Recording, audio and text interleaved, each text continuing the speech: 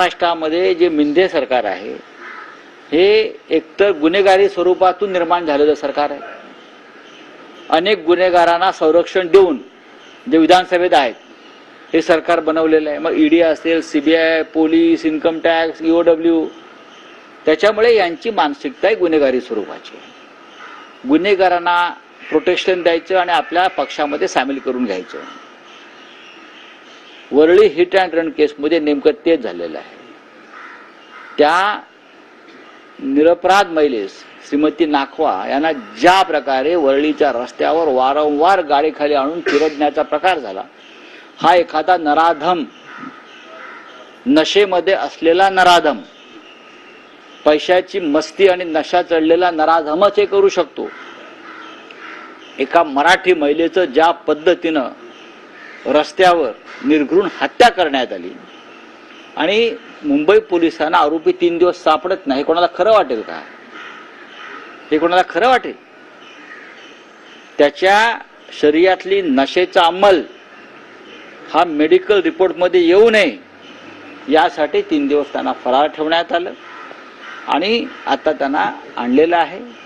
पण video, CCTV footage सांगताय की ह्या मुलानं, या गुन्हेगार, त्याचा बापही गुन्हेगार असं मला कळलं, ह्या मुलानं कशी नशा केली होती, कोणत्या प्रकारची नशा केली होती, कोणत्या बारमध्ये गेले होते, आणि बाप सांगतोय मुलाला अपघात झाल्यावर पळून जा आणि ड्रायव्हर जो आहे त्याला गाडीवर बसवा।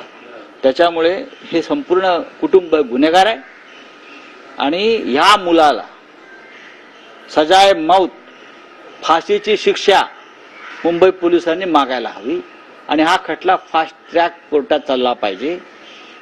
मराठी अभिनेते जयंत वाडकर यांचे ते नातेवाईक आहेत, मी आता वाचलं त्यांच्याविषयी। कुठे गेली मराठी फिल्म इंडस्ट्री? एरवी आपल्या कॉमेंट देत असते किंवा इतर काही सामाजिक कार्यकर्ते, हा बोललं पाहिजे ना। कसल्या टाळकुटेपणा करते मराठी फिल्म इंडस्ट्री? आपल्या मराठी इंडस्ट्रीतल्या आपल्या सहकार्याचे एक नातेवाईक अशा प्रकारे रस्त्यावर चिरडल्यावर तुम्ही मुख गिळून गप्प बसता। कसलं मराठीपण आहे तुमच्यामध्ये?